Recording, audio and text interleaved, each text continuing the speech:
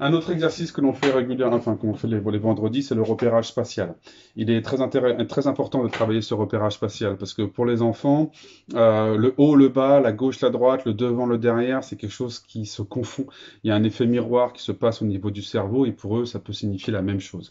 Et donc après, pour la lecture, pour pas confondre un B, un D, un P et un Q, c'est les mêmes lettres, hein, le B, le D, le P, le Q, quand on l'écrit de façon script enfin, comme dans les livres, c'est juste la barre qui change de côté, en haut ou en droit. Donc pour bien différencier ça, il faut vraiment avoir des distinctions au niveau du regard, du haut, du bas, de la gauche, de la droite, le devant, le derrière.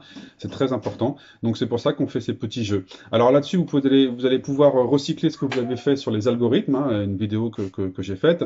Donc je rappelle, vous prenez des feuilles de couleur, vous les mettez les unes sur les autres, et puis vous découpez des formes carrés, rectangles et ronds. Et puis là, le but, il n'est pas de faire des algorithmes, c'est-à-dire des chaînes enchaînées avec une certaine, un certain ordre, mais c'est de faire des figures et votre enfant devra répéter, enfin reproduire la figure que vous avez faite en respectant bien le modèle. Donc, je vais vous faire un exemple tout de suite. Voici un exemple. J'ai dessiné, bon là j'ai dessiné un bonhomme, mais il n'est pas nécessaire que le dessin ait un sens. Donc là vous dessinez ce bonhomme et vous demandez à votre enfant de le reproduire. Alors attention, il doit avoir la bonne forme c'est sûr, mais la bonne couleur aussi, hein. Donc là j'ai fait, comme je disais, un bonhomme, mais rien n'empêche d'imaginer quelque chose qui n'a pas forcément de signification, voyez. Bon, les enfants verront toujours quelque chose, hein, et vous pourront parler d'un caniche avec sa queue, éventuellement, je sais pas. Donc, le cerveau humain est fait de telle sorte qu'on cherche à trouver du sens à tout ce qu'on voit. Donc, vous voyez, ici, voilà, on peut faire des assemblages qui sont... voilà.